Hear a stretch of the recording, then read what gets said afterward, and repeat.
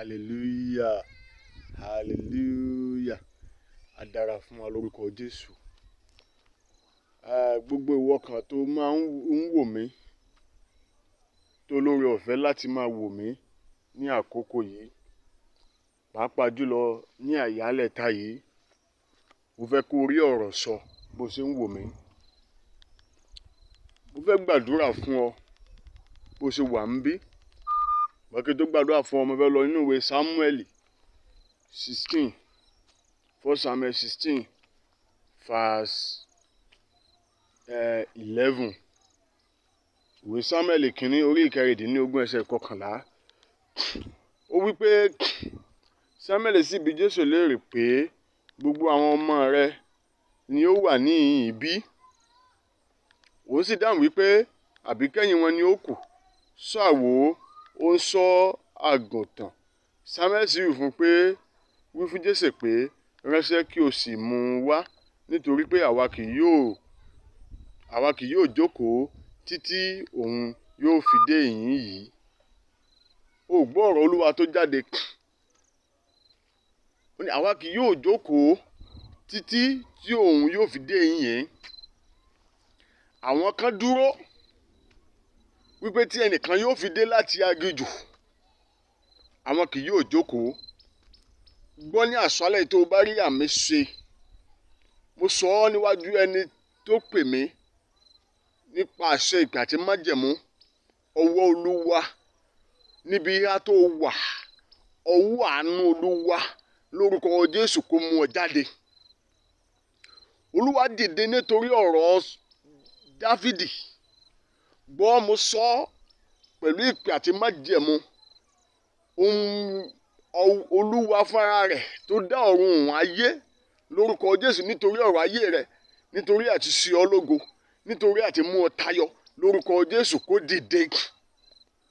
Gbọ́, mo sọ lórúkọ Jésù, ọwọ́ kan òun ló sọ wípé àwa kì yóò jókòó títí tí yóò fi dé. Wọ́n dẹ̀ lọ sí aginjù, wọ́n sì mú wá láti aginjù ogun tó wà, láti aginjù ìjákulẹ̀ tó wà, láti aginjù àmúbọ́ tó wà, láti aginjù ojú kan tó wà. Lórúkọ Jésù, ọwọ́ Olúwa kó mú ọ jáde lọ sí ààfin.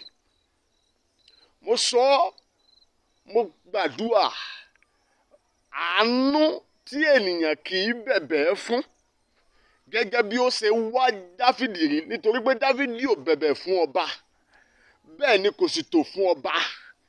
Àánú tí èèyàn kì í bẹ̀bẹ̀ fún tó fi máa ń dájú ọ̀nà ṣe rere. Lórúkọ Jésù, àánú yẹn kó wá ọ rí lónìí. Nítorí pé olórí ọ̀fẹ́ àti wòmí tó ṣe lé sí àmì tó lágbára. Àánú yẹn lónìí lórúkọ Jésù mo ní kó wá ọkàn. Agbára èyí téèyàn fi gòkè kánkán lórúkọ Jésù ó yá kó wọnú ayé rẹ. Gbọ́ lórúkọ Jésù, láginjù tó wà táyé sọ pé ò lè dá wọn rẹ ṣe mọ́. Lórúkọ Jésù, agbára ti dá wọn rẹ ṣe kó wọnú ayé rẹ lọ. Bí ọ̀run ṣe dìde nítorí ayé ọ̀yà Dáfídì láti mú kúrò láginjù, kúrò ní ìṣẹ́ àti òṣì. Gbọ́, ẹni tí ó mọ̀ kúrò ní ìṣẹ́ àti òṣì lórúkọ Jésù, Ọlọ́run kó rẹ̀ sí ọ.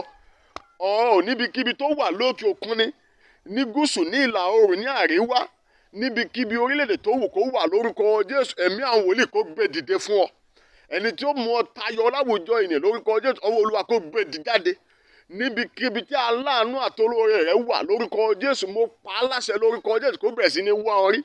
Gbọ́, lórúkọ Jésù kó bẹ̀rẹ̀ sí ní wá ọ rí. Amú àyànmọ́ rẹ jáde kúrò láginjù o. Gbọ́, ìwọ tó ń wò mí yẹn ó dààmú mọ́. Lórúkọ Jésù, ìjìyà ayé rẹ tán lónìí. Gbọ́, lórúkọ Jésù, ìṣirò tán láyé rẹ.